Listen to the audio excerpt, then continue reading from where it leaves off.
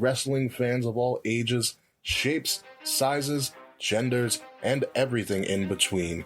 It is time to go to war and be VicTori for the Common Wrestling Podcast. Welcome to the revolution. Buzz, guys. My name is Kate Murphy. What's going on, everybody? This is Will Tarashuk, the founder of the Kings of the Rings podcast. What's going on, guys? It is I, the one and only Quiet Riot himself, Zach, your host of the Young Lions Perspective. What's up, guys? This is the Monday Night Delight. Greetings, one and all. This is your Prime Minister speaking, your favorite Canadian, Mr. Fretz. Hey, what's up, you guys? This is NateFNGreat from the Game Changer podcast. If you're looking for a network that keeps wrestling real, then you've come to the right place because you're listening to... You are listening to... You are listening to... You are listening... Then you are listening. Get ready for a war because you're listening to... What is going on, everybody? This is King Ricky Rose, your general manager, and you are listening to Wrestle, Addict Radio. Now enjoy the show. Are you ready? The following contest is scheduled for one fall. Please welcome Mr. Fretz. Uso!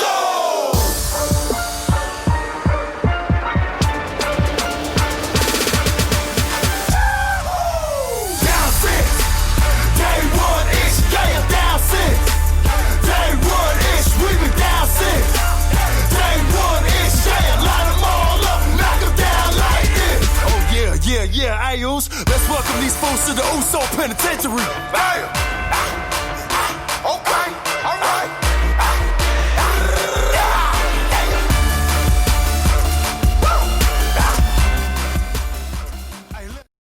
Ladies and gentlemen, celebrating 5 years as a podcaster, introducing Nate the Great! It's a new day. Yes, it is.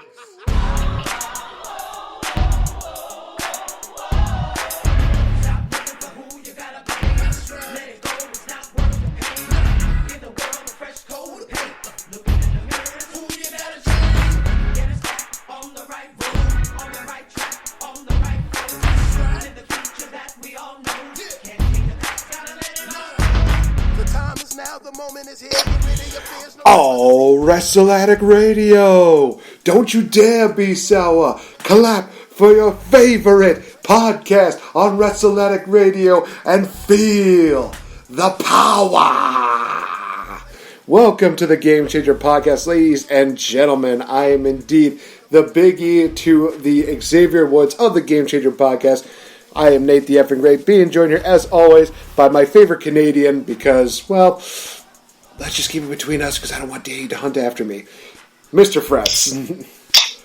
Yeah, and I know where Danny lives. Well, I know the city she lives in, so it wouldn't be hard to track her down. Hi, Danny, how are you? It is me, it is Mr. Fretz, and it is still killing me to pronounce it Z because I am Canadian and breaking the 11th commandment of my country. But yes, how are you, good brother? I'm doing pretty good, my man. It's just been another crazy week. I've been definitely doing a lot of stuff from Cameo. I've definitely been sending out like requests, also doing some personal messages on there. And actually, I got one from one bunny herself, Allie, from AEW, who honestly is one of the sweetest people that I've ever met. She sends her love, she sends positive vibes, and I think she's honestly looking forward to meeting up again at a convention. I literally said, dude, every single time we meet up, it's always fun, it's always great. Even though I still say this, I can't believe that she still talks to me after our first meeting. It's always one of those things where I'm just like, I don't know how she has such a forgiving heart. Let's just say that. That's all right. I was looking at some cameos, and I'm like, you wouldn't know who Danhausen is, or I would get that, because he is an absolute treasure on the Midwestern indie scene. Very famous for his Simpsons references and his dislike of swearing. Oh, and the song Tequila. You know, yeah, he does a thing where he'll do the dance on the apron, kick him in the face, kick. Oh, man, Danhausen, shout out to him. Danhausen. Oh, man, but honestly, also this week we got probably one of the best what's going to be a Tony-nominated deal between Chris Jericho and MJF. Just... God. That was amazing. I never thought I would ever hear MJF sing, but it's great. Chris Jericho, he already sings very well. Just the fact that they were able to just create such wonder, and they also argue about the fact that they had their steak too rare. Hey, I like mine medium rare, so there's nothing wrong with that. Anything less than that, you might have a little bit of an issue with me. Anything more than that, you might have a little bit of issue with me. It's going to be just right. In the words of Hank Hill from King of the Hill, which I was literally just watching before we recorded here, if anyone wants their steaks well done, we will ask them politely yet firmly to leave. I say that as the son of a butcher, the grandson of a butcher, the nephew of a butcher. You get the gist. My entire family is full of butchers. So, yeah. And as soon as you started mentioning the Dinner Debonair, I realized that my whiskey is on the other side of the room and I can't reach it, so thank God I have my beer here. Because, I mean, I'm not going to discredit those who enjoyed it. I still don't know what to think of it. I'm just like, did that just happen? I mean, to me, it looked like a Family Guy gag, and I was just immediately picturing the friend was at the freaking FCC.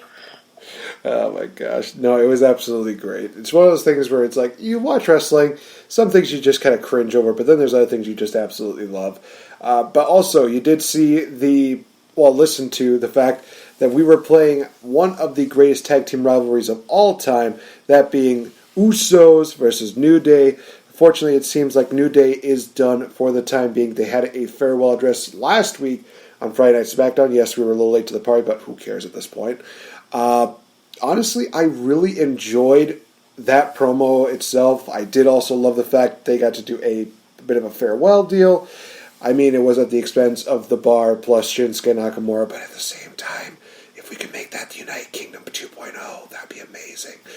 Just, I love seeing the New Day. I mean, can we just also appreciate the fact that this is an act that's been going for not 1, not 2, not 3, not 4, not 5, but 6 years. Holy shit.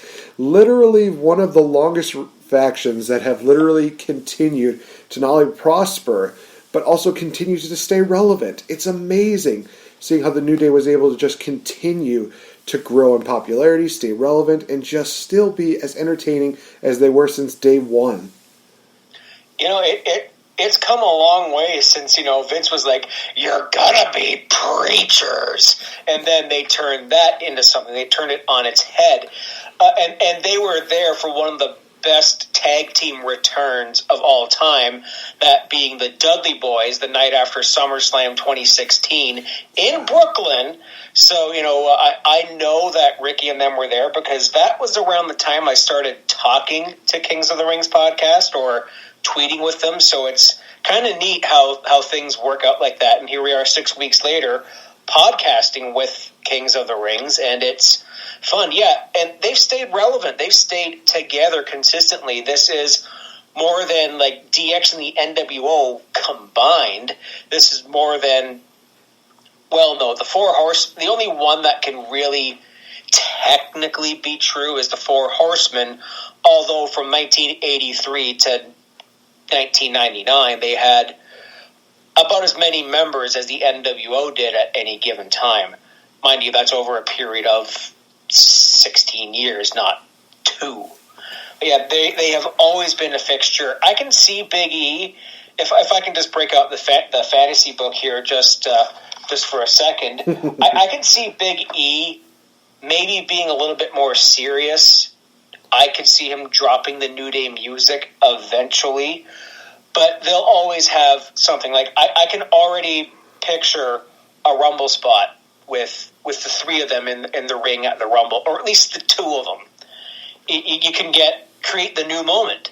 Like, pancakes is not floor. Shout out to Madfu from Botchamania for that one on OSW. You got the chair. You got all these spots that you can just do with the New Day, and then they can meet up again at insert Big 5 pay-per-view here, even though they're recorded in the same space for the time being. Still, New Day forever, New Day rocks, and I'm disappointed I never got a Box Studios. You know, I never really got one either, but at the same time, I'm not going to really cry over it on my, pancake pillow about that whole deal, but it is what it is. I definitely do want to talk about a couple of other great New Day moments. Anytime that Xavier Woods is on the microphone, it's just magical. But anytime that he's, being talked to, it's just great. Case in point, when they were feuding with Kevin Owens and Chris Jericho, where all three of them got put on the list, but Xavier Woods being put on the list finally was like the greatest thing, where Jericho's like, "Oh, Woods, you're laughing? You're laughing? You know what happens to people who laugh?" And just Woods is going, no, you just made the list, no! It's just absolutely great. And who could who could forget the fact that the New Day unrightfully won a rap battle against the Usos, who had arguably the quote of the decade, with literally Jimmy Uso saying, "Hey, Big E, let's keep it PG. You know what's good. Just don't go all rated R like your boy Xavier Woods." Oh, wait. Where's that? Let me get that meme. Oh! Yeah, that. And it's even funnier that at like the VGAs or something like that, Xavier Woods kind of slyly mentioned it. It was just like, so, sit back, relax, and delete your Twitter. It's like the MMVAs or some kind of something award show that I wouldn't be caught dead watching. Yeah, I can immediately think of the Time Machine. A lot of people hated it all day, but I freaking loved it. Every Halloween with the New Day was a treat. And this is a sneak preview of the final Fretz's Fave 5 of the month, which is not this Saturday, but Halloween Saturday. My Fave 5 Halloween costumes by wrestlers on Halloween. One of them is absolutely hilarious. I will tell you off air. And New Day's in there. I mean, whether they're the Nation of Domination, whether they're the Brood, whether they're Old Day, they made everything they do funny. Like, they took this gimmick of preachers, like, which was chicken shit on a plate, and they didn't make chicken salad. They made, like, what's a fancy... No, chicken a la king is not that fancy. You know what I'm getting at. It's going to be like a debonair kind of chicken. It's literally like a chicken buffet that has every single selection of chicken that you could possibly want, and it's always good. It's always something that just is great. And also, I will say this, that Old Day gimmick, even though it was kind of cringy, I do love that literally the New Day capitalized off it the following week by just saying, "You were trying to be funny. You touched our thing. You never touch our thing." It's like, well, gee, I wonder why years later we have Jimmy Uso making that comment. Oh my gosh. So much good stuff. So definitely, celebration, thank you to New Day for all the great memories. And obviously we get Kofi Kingston and Xavier Woods every Monday night on Raw on the USA Network. Not sponsored, but what the hell.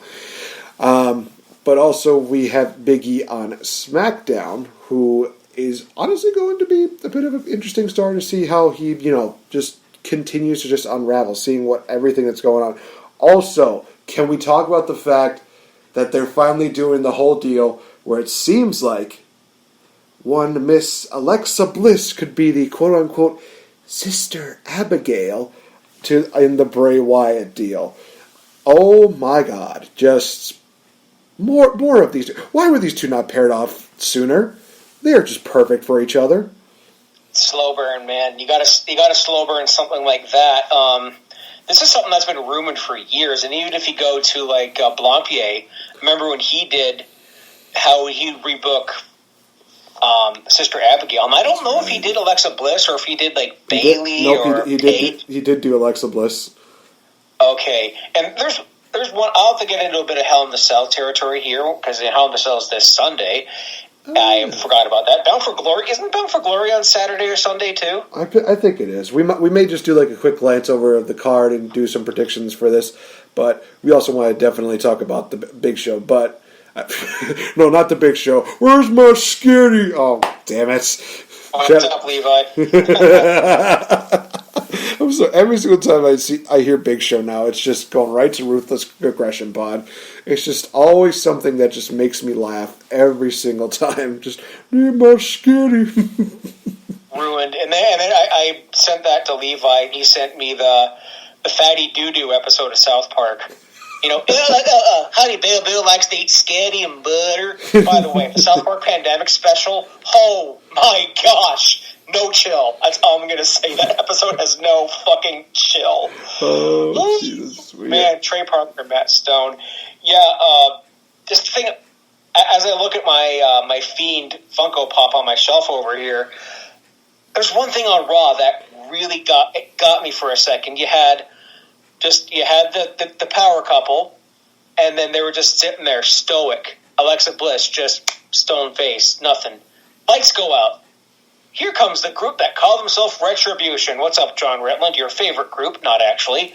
And they kind of like circle Fiend and Alexa, and kind of like, what? No, he is not in Lights Out Gone. They had me for a second. Or they teased this with the Fiend have something to do with it, even though they just announced Mustafa Ali as their freaking leader, and now they have my attention. Ali's promo this week, when he revealed that he was the hacker like 8 months ago, and then was like, yeah, these people were castaways and forgotten about, and now they're going to pay for their transgressions or something. Now I'm like, okay, even though you got jobbed out by the Hurt Business, you have my attention. Please. Please do it right. Don't Nexus this. Don't Invasion this. Make this interesting, and now I'm finally a little bit captivated. And I'm also gutted that Wobbly Wallers has been discontinued from the Firefly Funhouse. Ah, damn it.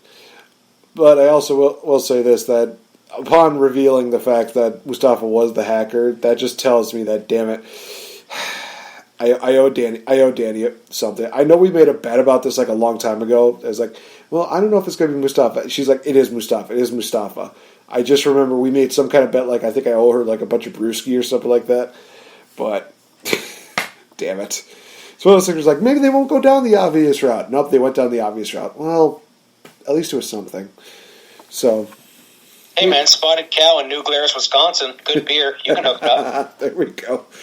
Oh, man. So, guys, we are here to also talk about a show that is, ironically enough, going to be a bit of a callback to the future NXT event that's known as Halloween Havoc. We're going to be talking about 1993, which the tagline for that is, ironically enough, spin the wheel, make the deal. Yes. I'm so pumped. And we have to predict that for next week. There's a whole bunch of matches, crazy matches made. And I guess I'll get right into the amazing Wayback Machine for this. Are you ready, Nate? All right. Oh, hold on. Got to do the bit of the jingle. It's time to go way, way, way, way, way, way, way, way back. It's the Wayback Machine with Mr. Fretz. Okay, I'm done. Very, very well done. So I actually remember this Halloween. I remember what I dressed up as Halloween 1993. I don't know how I do, but I was a pirate. Really? Yeah, I just remember just seeing like a photographic memory because there's a picture of me somewhere in this apartment of me with a pirate outfit, and it says Halloween 93. Okay, there it is. In theaters. Are you Cool Runnings? Oh, that's right. Damn it. One of John Candy's last movies, God rest his soul. Canadian comedy icon, right up there with the likes of Rick Moranis and Dan Aykroyd, all from SCTV, ironically. The Nightmare Before Christmas, which this is going to get me a lot of flack, but I watched it for the first time like 2 years ago, and I loved it. I love it. So Christmas time, I'm watching it again, or maybe November 1st. The Beverly Hillbillies movie, you remember that? Your parents would definitely remember that show, old school. No, the fellow named Jed. And in music, we have All That She Wants by Ace of Base, and Okay, this is going to...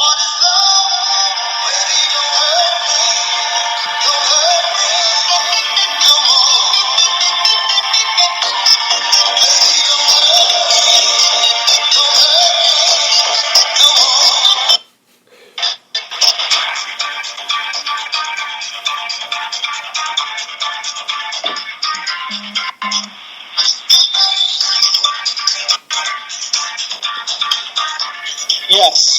What is love? The pool party Captain Randy Fitzsimmons' favorite song. And it's the theme song of the all-night highlight, Peter Schwann's. And that. And in video games, we have Sonic CD, which was for the much critically panned Sega CD add-on for the Sega Genesis. A very good Sonic game, if you can ever track it down for, like, compilations on the PS2 and the GameCube. A PC version. I think there's a mobile version. Mega Man 6 for the NES, which was just, Mega Man, Blue Guy, copy robots, powers. And by Mega Man 6, they were like, Mega Man X was out on the Super Nintendo. Why are you going back to this on the NES? Mega Man X is a totally different series. That's a video game nerd rant I'm going to get into on another podcast. And one of my favorite games on the Sega Genesis, not Sonic the Hedgehog, the Sega version of Aladdin, Disney's. Oh, yeah. Amazing, amazing game. They released 2 different versions for the Super Nintendo and the Sega at this point in time. In my mind, the Sega version is far superior. You can play it on the Switch, on the Aladdin Lion King compilation, which I highly recommend. Fun stuff. And, and Mr. Fretz is 9 years old. So, there we go.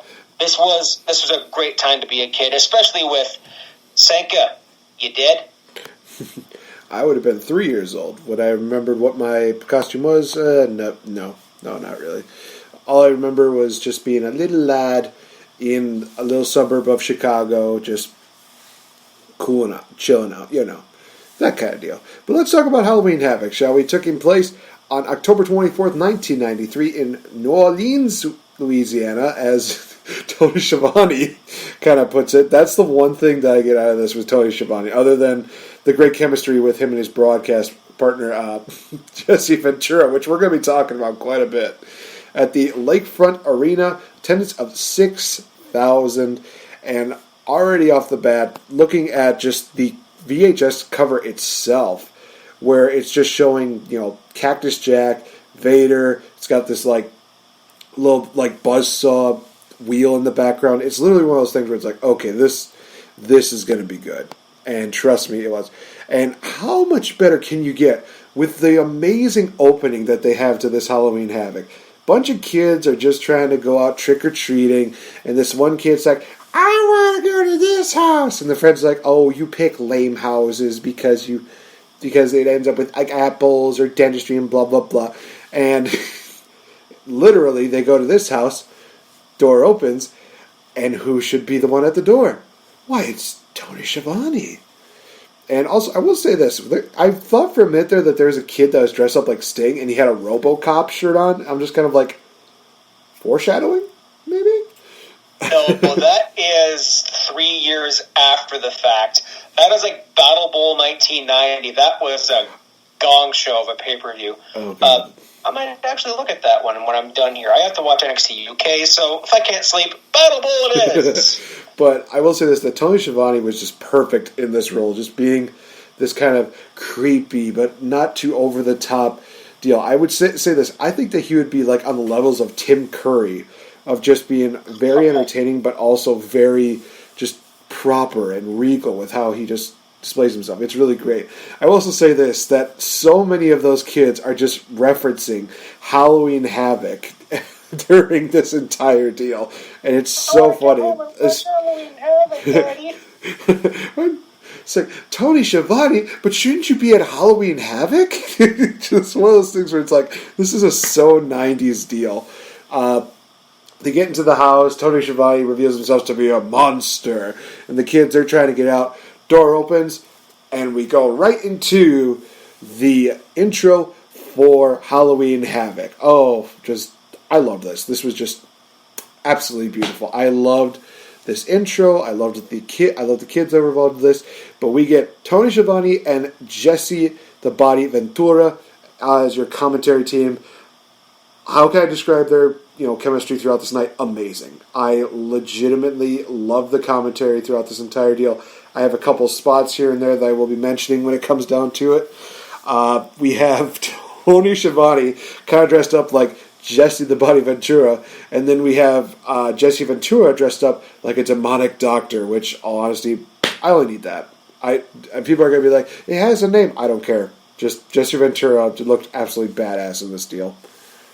I believe that might be Dr. Demento. I wouldn't be too familiar with that, because that's well before my time. Yeah, Schiavone here as Ventura was perfect. It was so funny.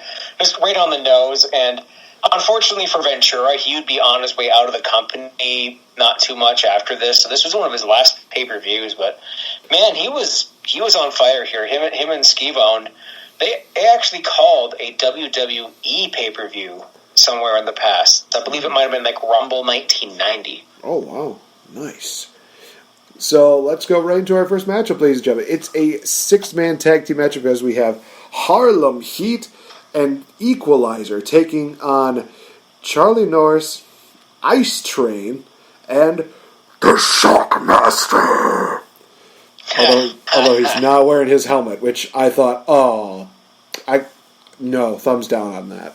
It's not quite like to the point of a brother sucks deal. It's just one of those things where like, oh, that's disappointing. I was hoping he was going to have a shiny helmet.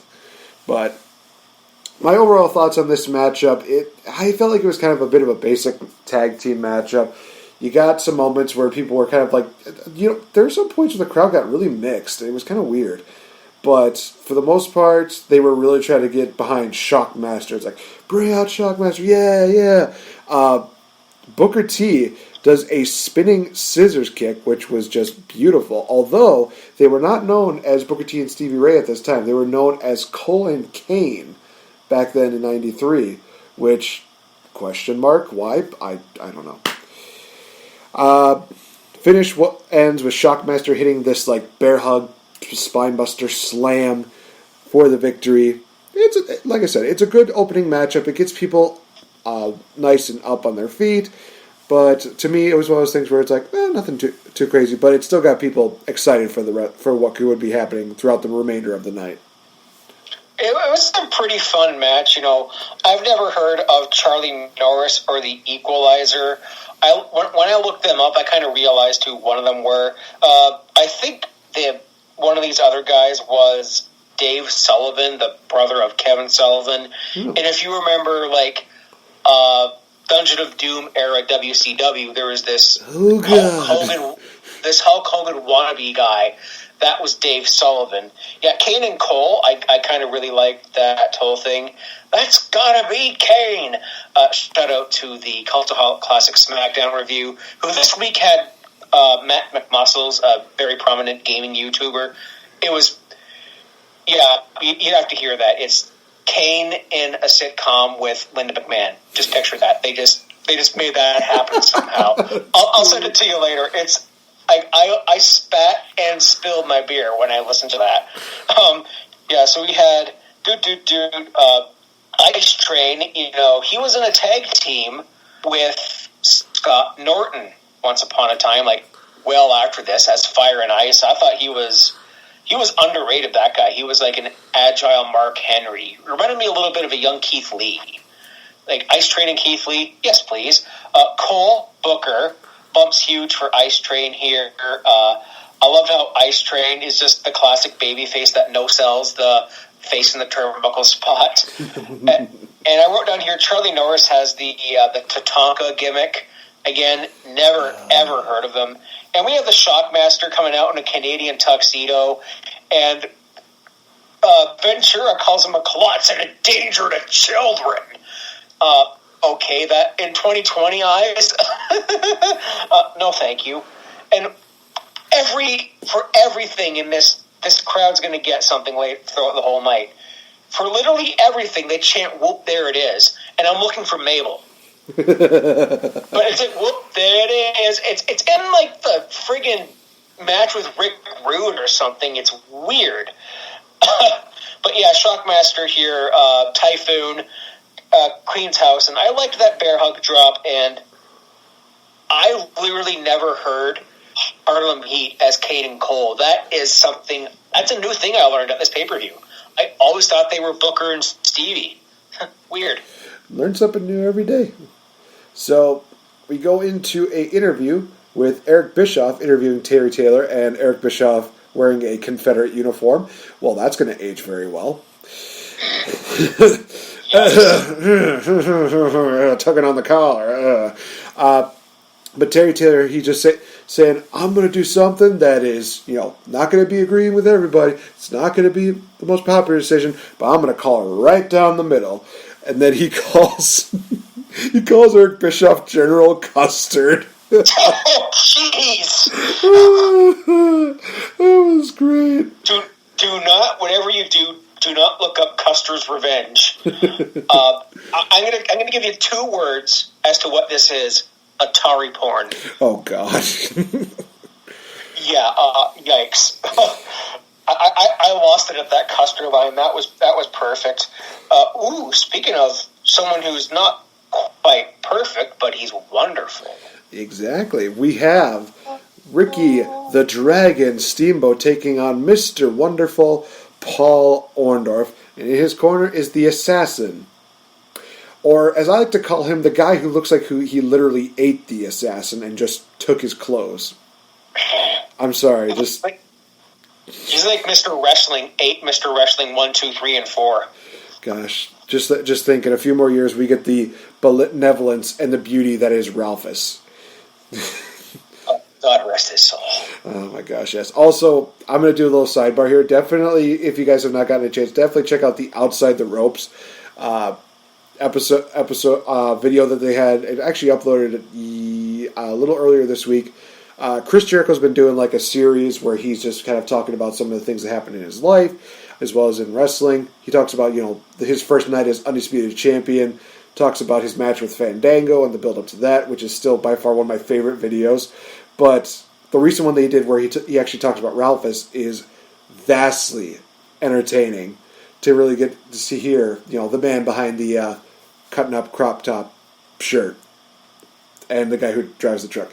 It's very good. I did send you that link, and I hope you enjoyed it.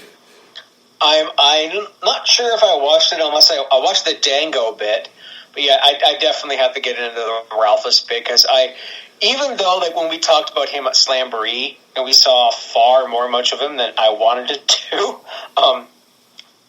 just having this schlubby old mustache, random fat trucker guy as your security. I mean, it was a shot at Goldberg, essentially, which was funny. And if you want to talk about security guards, well, with Samoa, remember when MJF was a security guard for Samoa Joe? I do remember Samoa that. Samoa Joe shoves him. I'm like, is MJF trying to outshine him? It's like, move, bitch.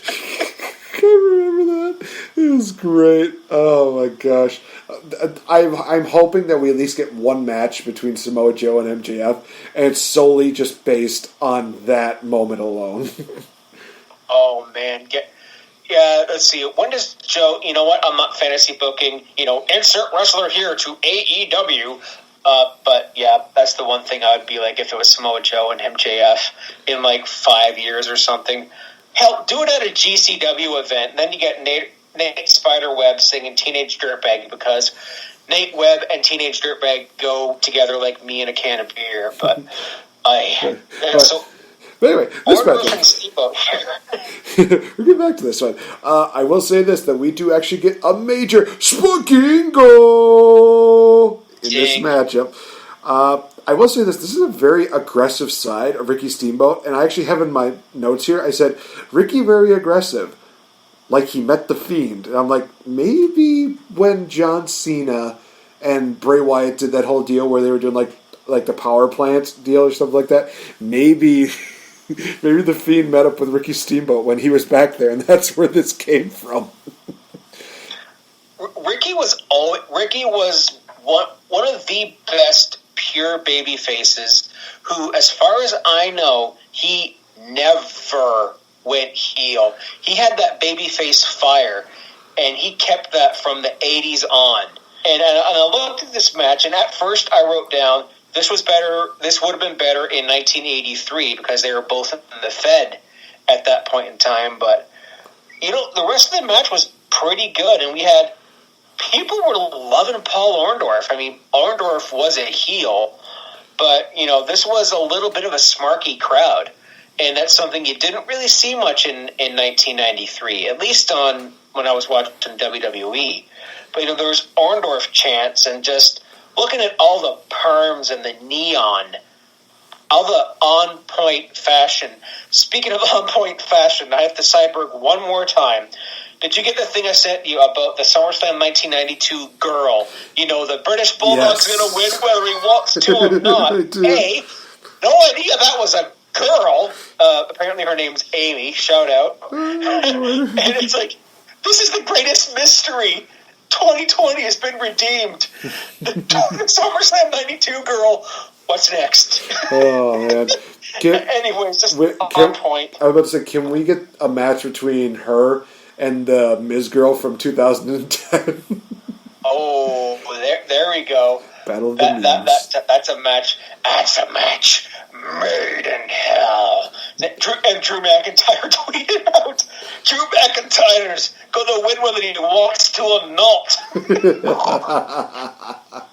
No, I 100% agree with you on this matchup. I loved the build-up that they had because it had that kind of like back and forth deal to it, but it was very well told. Because honestly, this is the crazy part. Paul Orndorff came in as a replacement because who was the original opponent for Ricky Steamboat during this time?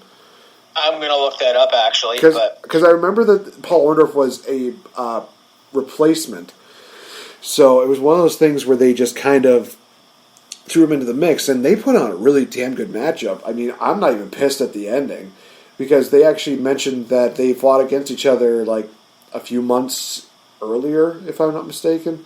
So it was kind of one of those things where it's like, well, even though they were supposed to have this matchup, they still had a matchup here where it's like, well, these guys fought off like months earlier, so now we can have a bit of a rematch. It's like, okay, at least they got something logical to build off of. Yeah, it was good. It was someone named Yoshi Kwan.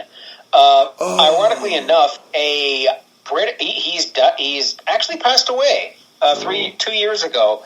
He was a British wrestler named Christopher Dennis Ashford Smith, and he wrestled as Chris Champion, Dennis Smith, the Karate Kid, Cowabunga with a K, Sin, not to be confused with Sin Bodhi, a.k.a. Kazarni, and Yoshi Kwan. Trained by the Malenkos. Right on. Nice. Yeah, so I loved this match. This is all fire from Ricky Steamboat, because Steamboat, as I said, he's got the babyface fire. He's always on. I'm disappointed his son never panned out, because he was pretty good.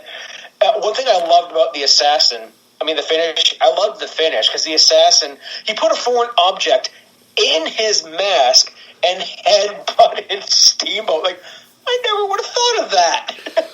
And there's a Mr. Wonderful, wins by countout. And I love the working Paul's arm throughout this, too, because he had the arm drags. Which no one can arm drag like Steamer. No. My gosh. No. This picked up, but as I said, it could have been better in 83, but it was still damn good in 93. Damn right. So, we move on to the next segment, which is basically literally me calling Jesse the Body Ventura as the man, because Tony is just sitting here like, hey, how do you like my costume? And Jesse's just like, it doesn't look too good. He rips off the bottom part of the beard, and he's like, you look a little better. And then as soon as they keep talking about the next matchup, he rips off the mustache. He's like, there, now he looks 100 times better.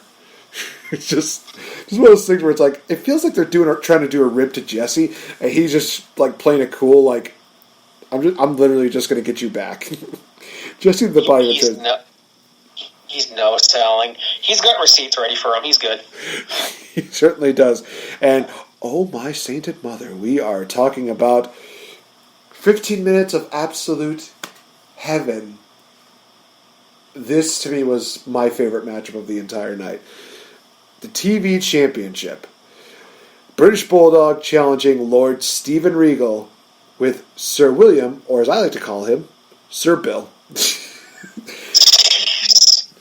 Oh, this is beautiful. I mean, there was literally a moment in this matchup where they were just chain wrestling, and it was just non-stop, just one move, another move, another move, another move, another move, another move. I'm like, what the fuck? For 30 seconds, these guys are just chain wrestling? More of this, please, in my wrestling. Yes. Love it. This is just great. I can't even put into words how happy I was for this matchup. This was two Brits that just made everything so right in the world. I told you this. I texted you. You did. I said, it's like watch Bulldog and Regal. And then you sent me like a couple of days later, you're like, yeah, that was great. I loved Regal's entrance theme at this point in time. I don't know why. It's something that reminds me of my best friend in elementary school, Double J, my buddy John. Shout out, John, if you even hear this. By the way, I hope you're doing well. But the whole... I don't know why.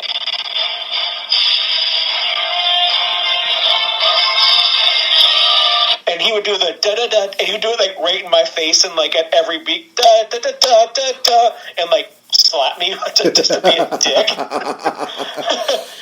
Oh, man. That man is about to be a dad.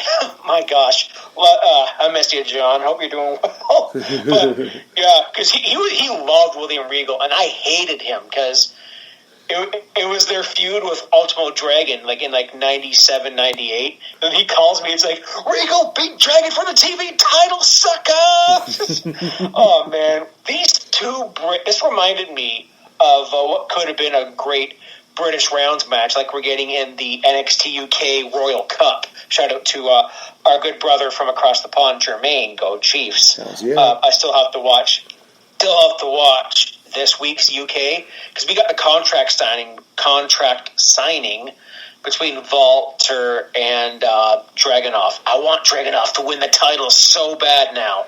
Did you see that tag match last week? Pete Dunne and Dragunov versus Alexander Wolf and Walter. Match of the year candidate. I swear to God.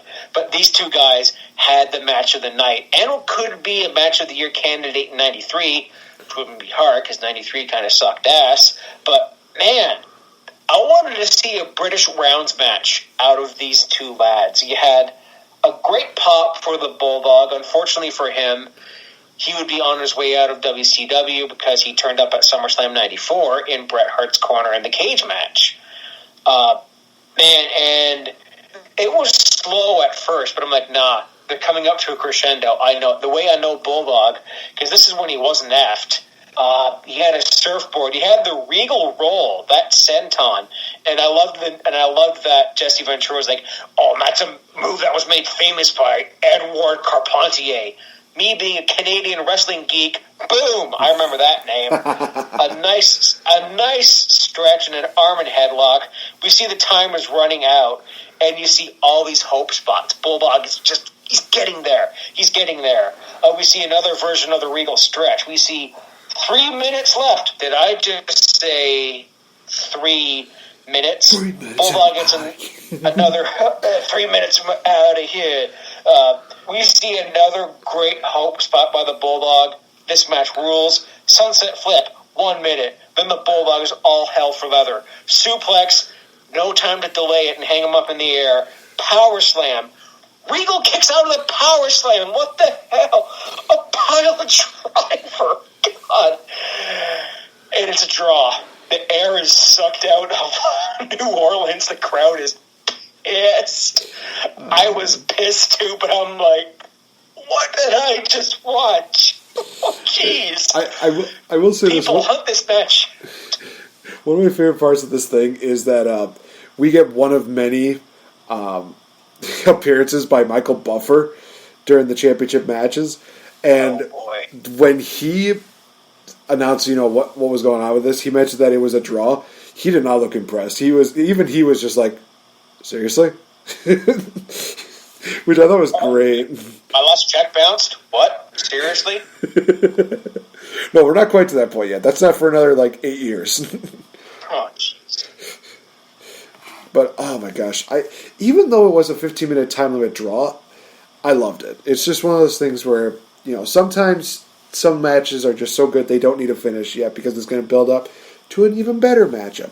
And, yeah, if that was what happened out of this, then awesome. If not, then, well, way to go, WCW. You missed out. Yeah, I would have loved to see Davey Boy get at least a transitional title run because he was always in the top of the card at WCW. He had a great tag team main event with Sting against Vader and Sid, the Masters of the Powerbomb they were billed as at Beach Blast earlier that year. And then his feud with Regal throughout that entire year was great. And did you know that William Regal debuted, I think, this year in 93. He was a babyface at first. And then he really found his own when he got that aristocratic, pomp, British, proper, prissy, sissy gimmick. Before he became a man. Man. In all honesty, I'm not really too surprised about that. But then again, it's William Regal. He can do anything. After that matchup, we do get the spin the wheel, make the deal, finding out what's going to be the main event. And it's going to be Cactus Jack versus Vader in a Texas death match. What is a Texas death match? We'll talk about that more, guys, in just a bit, because it's time for us to take a quick commercial break. And when we come back, we're going to continue talking about Halloween Havoc, as well as the just absolutely amazing, honestly, a really good main event. It's just going to be, I'm getting all hot and bothered just thinking about it. So, guys, stay tuned. We'll be right back. What's going on, guys? This is Zach, your host of the Young Lions Perspective Podcast, and you are listening to the Game Changer Podcast on Wrestle Addict Radio. What's going on, guys? It's your man, Mr. YLP himself, Zach, your host of the YLP Podcast here. And right now, I wanted to update you on the schedule of the podcast. Now, to those of you who are new to the YLP universe, let me fill you in on what goes down during your work week. On Mondays, I have 2 shows going on.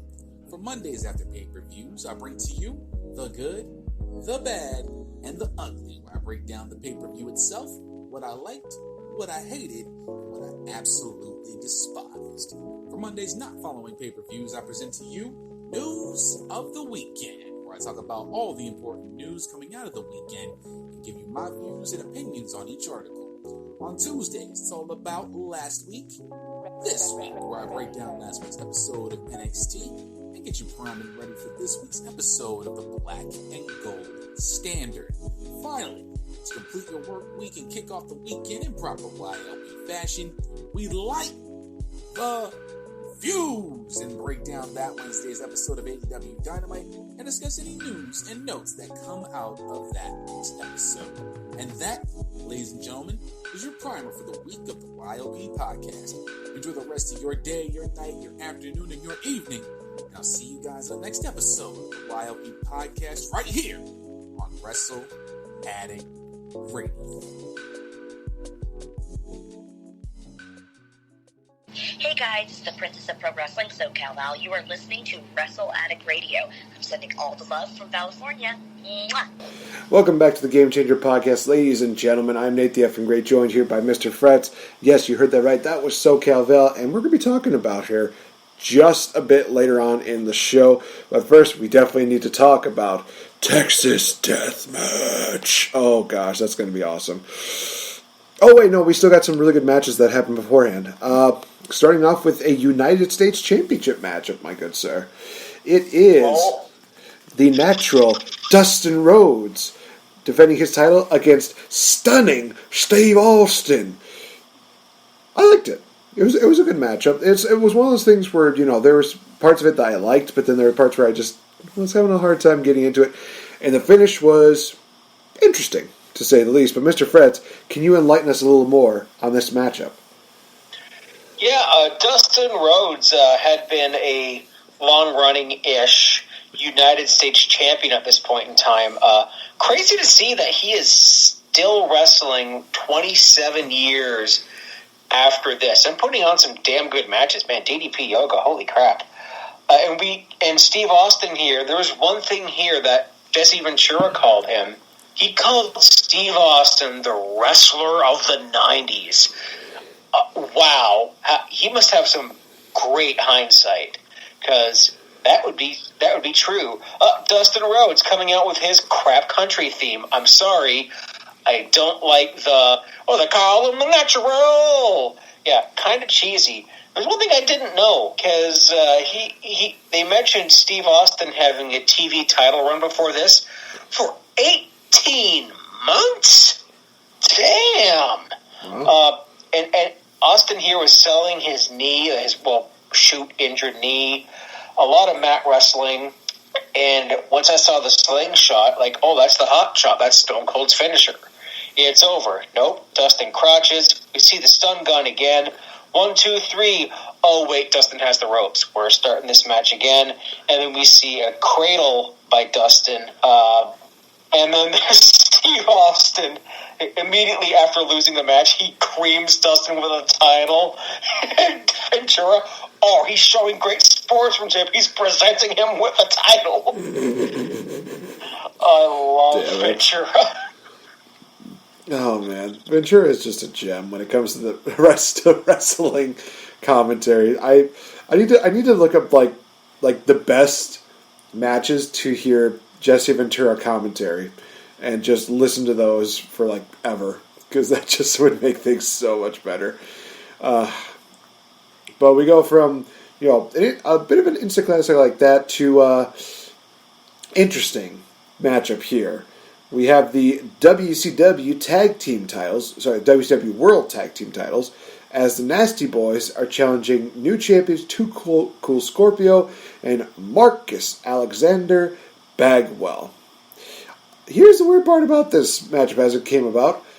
The challengers were the champions, and the champions were the challengers, because of the fact that they had a bit of a feud going on. And then they won the tag team titles days before the event even happened. And then they said, let's throw them a rematch on the pay-per-view. One day. WCW Saturday night. Yeah, oh God, that's right. It was back during that time. Jeez Louise. I had a hard time getting in this matchup. This was just... it's Too Cool Scorpio. He's really good in the ring, but also it's the Nasty Boys. I'm not very high on them. I like them. I like this match, and there was a whole whack of stuff in here. You had Missy Hyatt, first of all. That's right.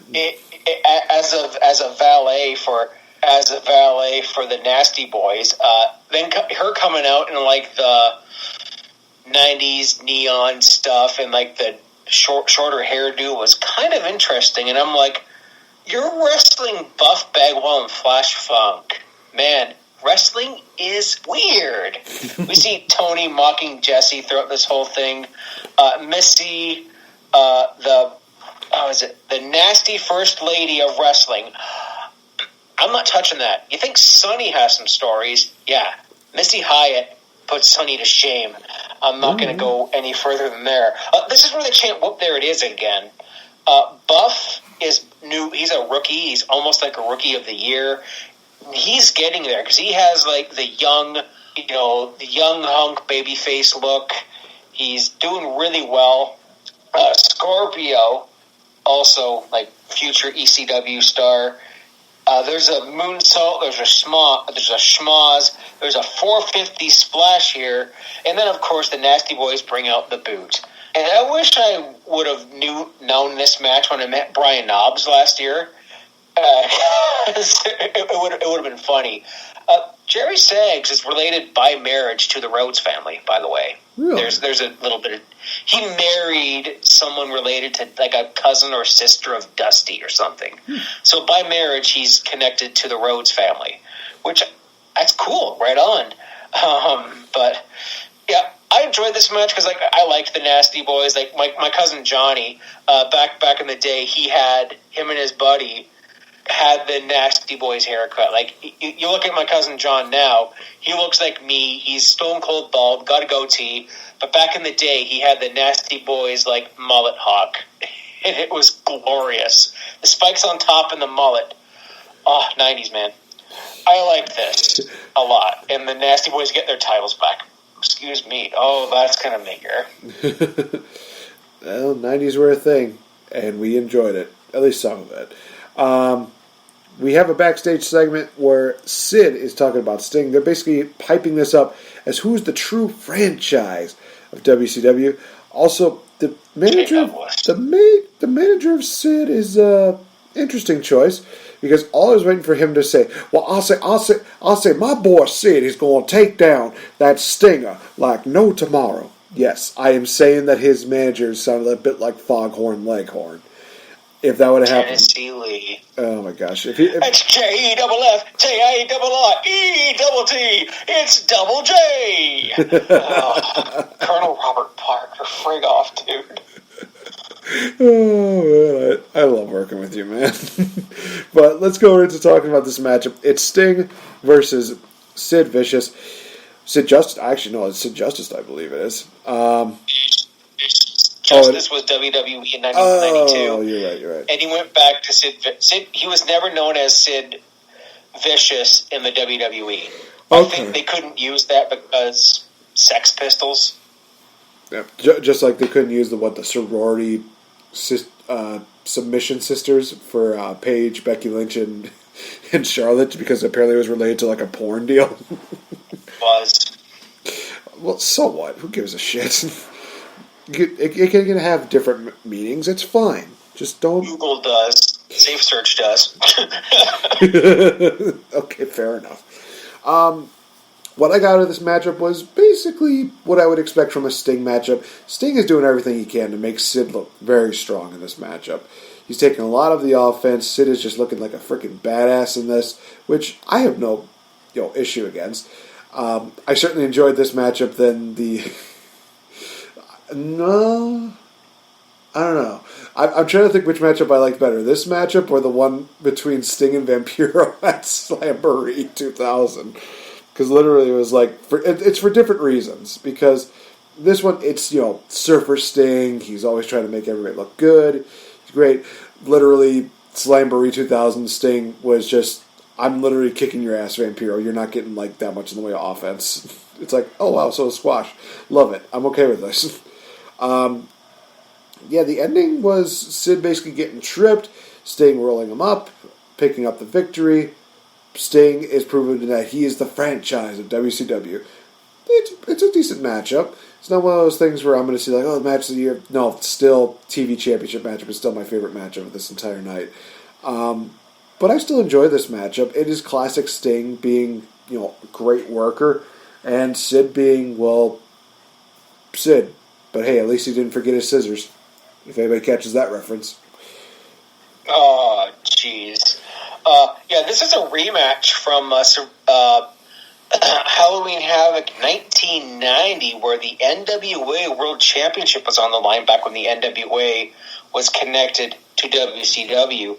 And that pay-per-view, you had a tag team title match between the Steiners and the Nasty Boys. And you had Terry Taylor was in that. The Master Blasters. There's a name for you. Barry Horowitz was on this show in a dark match. How about that? Yeah, 1990 Halloween Havoc was very good too. And this was just like their 1990 match where Sid gets all the big man spots. Sting gets all the babyface Hulk spots and the babyface heat. The Stinger Splash. Screw you, Tennessee Lee, for costing Sid this match. My goodness. And one thing that I was gutted by is in old school WCW NWA, Sid Vicious was billed as from wherever he damn well pleases. Like, they missed the turn by keeping that in his gimmick. But they were calling him Psycho. They were still poking at Psycho Sid in WCW in '93, a year and 4 months before he started that kind of gimmick in WWE. Hindsight is weird. This match was great. I love Sid. He is probably at number, like, if you remember my Fave 5 all-time wrestlers, Sid is literally at number 6. I named my cat after him when I was a kid. I loved Sid. Fretz and his Sid. Oh man, that's just a musical waiting to happen. I made him do the fist bump and he scratched me. Fair enough. So this next matchup is very interesting to say the least because the World Heavyweight Champion is Vader, but the World Heavyweight Champion, well actually technically the International Champion, is in this matchup. For the WCW International Heavyweight Championship, Rick Rude defending against Ric Flair. Okay, cool. I'm invested in this. Before I let you get in your comment, I do have one thing that might be a full circle moment, or it might be a moment that'll literally cause us both to take a shot for this. I made a realization that I'm just saying this because of the fact that literally one of the managers is named this. Do you remember that dog that Rene Dupree had when he was on SmackDown? That poodle? Fifi. Yeah. Fifi. I've realized that Fifi is immortal. She was in the 90s. She was Fifi, the manager for Ric Flair. She's Ric Flair's current wife today. That is Ric Flair is married to her now. Oh, really? Yeah, well, because he was. Well, there goes that theory. Yeah, they're literally married today, it's funny. Yeah, the international title. This controversy deals with when Ric Flair came to the WWE in 1991 as the real world's champion, and it also kind of coincides with the NWA's dissolving with Turner Wrestling. That's right. So it's just a bit of a shitstorm. Or if you're Officer Leahy from Trailer Park Boys, it's a shit tsunami, Ricky. You have two world champions, like world champion gimmicks. Like Rick Rude and Ric Flair traded the title back a lot at this point in time before they unified this title. And that title, that international title, that's big gold. That's big gold that's sitting up there on my wall. That's the World Heavyweight title, because the WCW title that Vader is holding at this point in time is a different championship belt. Man, wrestling is weird, but that's what it was. And you have to think Ric Flair and the real world's champion in 91 WWE Ric Flair. So good. So we get another smoking goal in this night. And an early figure 4, which I've never really seen Ric Flair do that like almost immediately in the matchup. But it's kind of an interesting new pace to it. We also get this nice like crossbody from the top rope. And Rick Rude, oh god, he hits a chair hard on the way down. Just oof. I was worried about him when he hit that. I was like, oh geez, no. This dude is already, doing the whole deal where he's just like, need everybody to shut up. I also love that his pants literally have Ric Flair on one thigh and Fifi on the other. Jake Roberts' wife again. Oh man, Rick Rude was a gem. He was a gem for his time. He was perfect, man. And the best thing I love when he was inducted in the Hall of Fame, and his son, who's a spitting image of him, like tall, good looking, is like, what I'd like to have right now is for all you fat, out of shape Louisiana losers, keep the noise down while I take off my robe. Oh, man. Talk about being gone too soon. Rick's tights, as I said, this is right out of the Jake the Snake feud. And the Red Rooster as the referee. Oh, boy. Oh, shit, that's right. I didn't forget about that. Cock-a-doodle-doo. Terry is preventing a hand on the rope spot. Flair hitting A and B and No Mercy, hitting the Rude Awakening. This match rules, man. Like Flair and Rude here had great chemistry. Oh, yeah. No, I definitely do agree with that. The finish was, be it a bit confusing, but at the same time, Terry Taylor, he kept his word. He called it right down the middle. There was, I think it was something to do with like a bunch of ref bumps and the brass knucks, and then Flair gets DQ'd. Yes. Damn it, Terry Taylor. you and your friggin' rooster.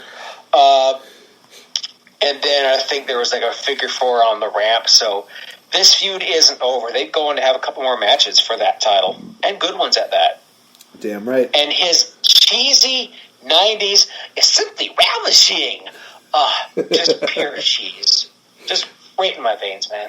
Hells yeah. So again, we get more stuff throughout the night of just Jesse Ventura just berating Tony Schiavone because why not? And it's Jesse Ventura. Just continually let him be him. They explain the rules for the Texas Death matchup where, falls do not matter in this deal. There's going to be there's literally no DQ. There's a 30-second waiting period between falls, and falls can count anywhere. But after that 30-second period, if you cannot stand for the 10 count, then, you lose, basically. At first, I thought that 30-second rule was kind of a dumb rule. But at the same time, I watched this matchup, and I'm like, okay, no, now I understand why it's instituted. It honestly does add a little more, to the matchup. So maybe if they shortened it maybe a little bit to like maybe 10, 20 seconds, maybe instead of 30. But at the same time, it also felt like they just sped up that 30 seconds a little bit sometimes. But it is what it is. Match itself, oh god, this was great. I loved the chemistry between Vader and Cactus Jack. I love the fact that they literally didn't try to kill each other like they would in Japan or in some other years. But it was still enough to where we were just like, oh yes, we're getting Vader and Cactus Jack at their best. They kick each other's ass. It's great. Harley Race in the corner, which I will also say this. Remember when we were talking about that Owen Hart story? Well, let's take a full circle moment in here because for some reason Harley Race has a freaking taser. Oh yeah, the cattle prod. Oh, it's like, hey Owen, yeah, thanks for making my chili spicy. Damn it. Oh my gosh. Yeah, just the brutality between these guys. We get some moments where Cactus Jack is, he's got the advantage, but Vader's still able to get up. It's not until towards the end we see Vader getting the advantage, and as we mentioned before, nice little buzz, zappy on Cactus Jack. That is the difference maker and helps Vader pick up the victory. I will also say this. One cool spot that they actually had in here was where Cactus Jack and Vader literally just take each other down and they go into that, the stage, tombstone area. And they both just come up and they're both, just absolutely bloody. It's one of those things where it's like, well, we don't know what happened down there, but needless to say, it was brutal. It was Eric Rowan's mechanical spider spitting in their face. That's what it was. Oh, shit. Yeah. That feels like years ago. Yeah, and they talked about, that match, April 24th, 1993, to be exact, a day after my 9th birthday. There was that one in Munich, Germany, where Mick Foley lost his ear. You can read about that in his book, which I see right over there on my shelf. Vader has his mask off, and we're just starting right away. And every time I see an unprotected chair shot to the head today, I cringe just a little bit. Cactus Jack with a great early advantage. Vader with a classic lariat. Cactus suplexes to the ramp. Jack bleeds. And Foley here with some good strength hits a back suplex on Vader. Harley tries to get involved. Nope. What else do I have here? Cactus Jack loving pain. That was a bit of a storyline in this match, which we would see transferred over to when he became Mankind, especially in the early iteration of his WWF character. I looked at the graves at this point in time. Elvis lives. LOL. I thought all these graves awesome. are right out of like the Simpsons Treehouse of Horror, which I thought was funny. Oh, and in a great take a shot moment, Cactus hits Vader with a cactus. That's right. I forgot about that. I would have laughed if this was like Deathmatch Japan and it was a actual cactus. I see like a sunset flip. No, Mick. Oh, wait, earthquake, sit down splash. Nope. I wrote down this match is dope. And Harley has a taser. Vader, I still can't believe, God rest his soul, that Vader, at as big as a man he was, he could do a freaking moonsault. That was amazing. That's one of those things where it's like, how the fuck do you do that with a man your size? Absolutely outrageous. You know, once I saw Cactus hits the sleeper and Vader falls back on him, I was picturing a completely different match. I thought the stage was going to collapse, like the ramp, but I was thinking of Taz versus Bam Bam Bigelow from like Living Dangerously 98. Another big man versus small man match. And right away after the taser spot and Vader wins, Cactus Jack just blam DDTs Harley Race on the ramp. Oh man, that was so good. And yeah, I worked on Harley gets DDT'd. He gets the dirty deeds. And oh man, this is Vader and Foley's best match. I mean, their one in Germany was amazing, but it was more notable for what happened in it. As a whole match, this Texas Death Match blew it out of the water. It had great spots. It had great, it had great chemistry. It had friggin' Harley Race being a dick. And it had Vader just showing his absolute dominance and Foley just having all the hope spots in the world and just coming up short. I friggin' love this match. It was honestly a great match. It's one of those things where I'm thankful that the Texas Death Match is something that we rarely see, and for good reason, because it's one of those matches that is just so brutal, so intense, that you have to have the perfect rivalry to do that. Cactus Jack versus Vader, perfect. Chris Harris versus James Storm, I gotta watch that match just because I've seen like bits and pieces of it. It looks brutal, it looks bloody. It's one of those things where I just need to see it. It just looks absolutely insane. Now, the Bully Ray versus EC3 matchup, that might be an exception to the rule, but at the same time, I have to watch the matchup before I fully judge it.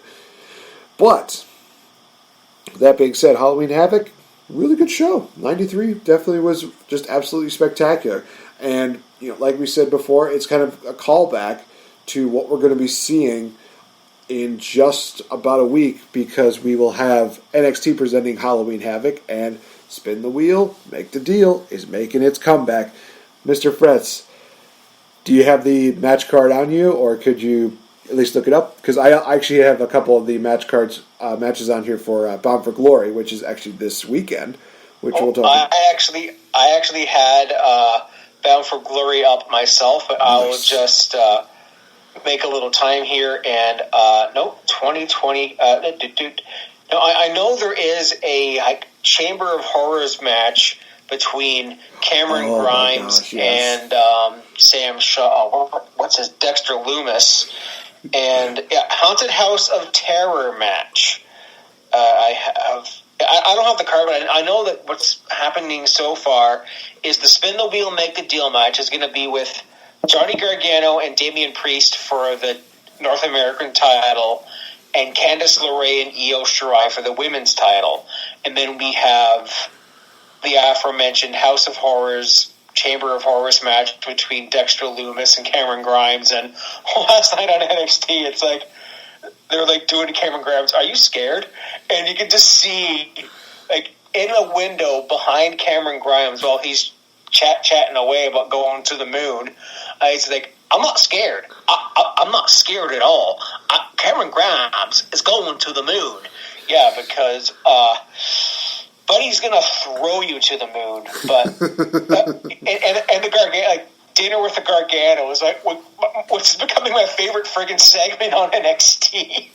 They make homemade makeshift wheels to spin the deal, and Johnny lands on buried alive and casket match. He's like, either way, I'm dead. I'm getting buried. I'm getting put in a casket. I'm dead. And Candice spins hers, and it's like a trick-or-treat street fight. He's like, oh, street fight. I've never lost that. And Johnny keeps going, I'm screwed. I'm dead. I'm screwed. Once they spun those, I'm like, is that the actual... No, we have to wait till next week for Shotzi. What better host than Shotzi for this? Like, I wish she was in a title match too, but yeah, that's all I know that's on the show. There's probably going to be something to do with... Can I give you a spoiler alert? Like a big one? Or do you not want to know this? Oh, in regards to NXT, I think I already know what it is, because I know that we have new NXT Tag Team Champions. My boys, Oni Lorcan and Danny Burch, baby. Also, F.U. Pat McAfee. Oh, don't get me started on Pat McAfee. Friggin' Adam Cole there as that episode of Bob's Burgers when Tina was sick on Halloween and she made Louise and Jean like roam her around the school on like a friggin' FaceTime thing.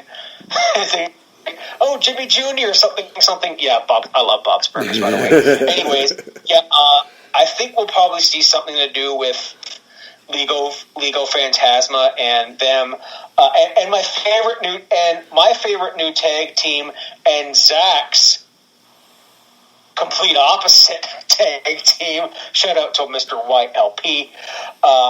Killian Dane and Drake Maverick. just give. I want something with them next week. If it's like Fury and the Fury, if they do like some kind of costume deal, we're going to see some costume stuff next week. Hopefully nothing involving Gravy. Those are the only matches I know. Sorry. Going on. Fair enough. So, going into the Bound for Glory card here, they have 7 matches announced here.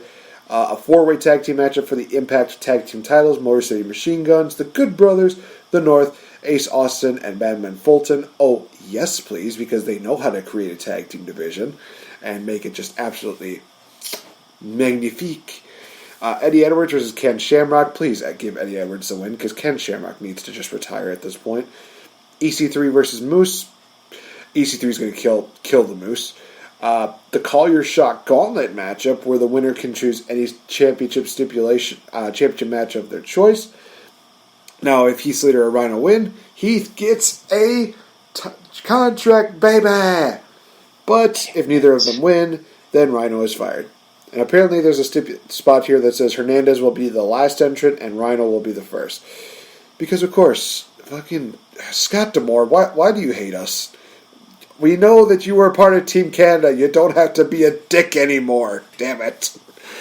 Hey, we're known for being polite. I think Scott's trying to sully the good name of polite Canadians. But he is from Windsor. They are a border town. They're right on the American border. So it could be that. Fair. And I thought that the friggin' match between Moose and EC3 was for the... weren't they doing like a title deal? Or did EC3 set the TNA title on fire or something? I don't know yet. I haven't really gotten too far into that yet. I know that this feud is kind of based on that, so I'm kind of interested in seeing what happens to that. We have I'll ask J-Bone. He'll know this. Fair enough. A 6-way intergender scramble match for the Impact X Division title. I kind of like the latter matchup, but I will also say that it is kind of funny that they're basically trying to reinvigorate the whole deal where it's a multi-person deal between all these guys and one woman for an X Division championship, where last year they did the same thing but with a ladder matchup with she who will probably be blacklisted from wrestling, period. But or signed by WWE. Oh, just, you know what? They dropped the N-bomb on live TV by a white dude. I wouldn't be surprised at this point. We have Kylie Ray challenging Deonna Purrazzo for the Impact Knockouts Championship. That's going to be right. Let's do it! And then Rich Swann challenging Eric Young for the Impact World Championship. The story itself looks absolutely great. And I will say this, that there actually is a promo that Eric Young does where it seems like he's just talking to himself. It's shot so well. It's great. So definitely, if you guys have not seen that, definitely check it out. I love what they're doing with Eric Young. They're giving him a little bit more of just something to do. It's going to be great. Just, let's go! And from there we go from the Bound for Glory to Bound to Be in a Cell, which I'm going to say this right now, they may have a chance to redeem that Universal Championship after 2 years of stupidity. Oh my god. Matches they have on here include Jeff Hardy versus Elias, your boy.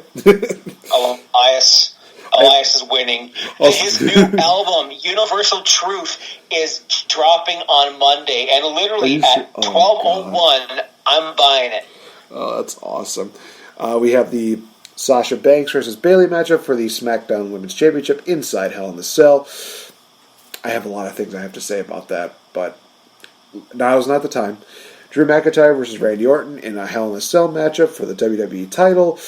Oh gosh, I really want them to just have Drew McIntyre continue his reign, but also at the same time, I think the title needs to change hands here. And then we also have Jey Uso versus Roman Reigns in a Hell in a Cell I Quit match for the WWE Universal Championship. Case in point, again, the fact is that the last 2 years that they've had the Universal Championship online in a cell matchup, it's been either a no contest or referee stoppage. There's no way in hell that they could screw it up this time. If they do, F you, WWE. There is... Okay, if there's a no contest, this is how I can see it going. It can something to do with Jey Uso. The I Quit thing is that Roman's going to make him acknowledge him as the tribal chief. That's what the I Quit stip is going to be. He's going to add to that. I just know it. And he'll be either too unconscious to do that, but that's when the referee will ref stoppage it, is if Jey Uso gets murdered on pay-per-view. That's where I will accept the ref stoppage, not a friggin' comically large sledgehammer in a pile of chairs. I think Sasha's going to win, and I think Drew's going to retain, and Elias. But and Elias, man, you can't boast against Kate's new one of her new BFFs in Jeff Hardy, because the fact was that they got to meet Hardy in a meet and greet. I'm lucky. I am jealous of the fact that they got to do that, but at the same time, very happy that they could do it. But I say one of the besties because probably one of the new besties that the QB of the KOTR is SoCal Val, who is going to be the first guest on a episode of a Sunday Conversation with myself and King Ricky, which will be dropping this Sunday. You guys definitely do not miss out on that. We talk about so many great things where, honestly, it's not even all about wrestling. It's one of those things where I think Val was the only one that was kind of talking, that mentions wrestling in this whole ordeal, where literally myself and Ricky, we're just talking about random stuff, because that's what we do. And also, that's what Val and I do all the time. So it's kind of one of those things where it's just, honestly, a fun show. If you want to get a chance to listen to it early, definitely go to our Patreon. It's only $5 just to listen to that. Otherwise, if you want to wait until Sunday, that's cool too. Absolutely, yeah. I listened to it. It was very entertaining. Val loves RuPaul's Drag Race. So if that's your cup of tea, you will absolutely get that. I'm jealous of Kate. They got to meet, their hero. And Kate goes into detail about some stuff on Kings of the Rings this week. Kate had a history of addiction and recovery. So did Jeff. So they had that parallel. They shared that moment about celebrating sobriety. And it was raw. It was real. It was so good. But yeah. And as I said, SoCal Val, shout out. Thoroughly enjoyed that Sunday conversation. Funny stuff. I will say this, that it's not going to be the last time that that SoCal Val's voice will be on Wrestle Addict Radio. Although I say that all the time, especially considering the fact that we did that whole what was it?